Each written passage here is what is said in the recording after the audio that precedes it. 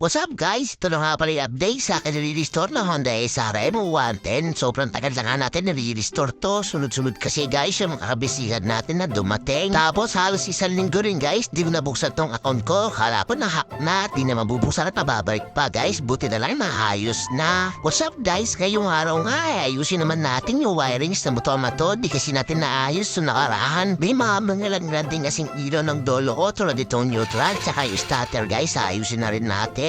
Kinalas ko nga pala yung crankless guys para makalas din natin to starter na nasa loob guys. Yan makalas ko na tapos na next thing ko na. Napansin ko ang mahina na ikot ng starter guys kaya papalit na ko na rin yan ng mga bagong carbon. Nagawa palitan ng bagong carbon guys. Nilinisan ko muna yung door na starter gamit yung gasolina at nakabit ko na rin nga pala yung bagong carbon. At binuo ko na nga pala guys yung starter para makatesting na natin dito sa baterya. At eto na nga guys pagkabuo ay tinesting ko na. Pagkakabit ko nga guys meron po pala isang sira itong pressure day kaya papalit ako na rin to ng bago. Update ko na lang tayo guys. Salamat, ingat, alright.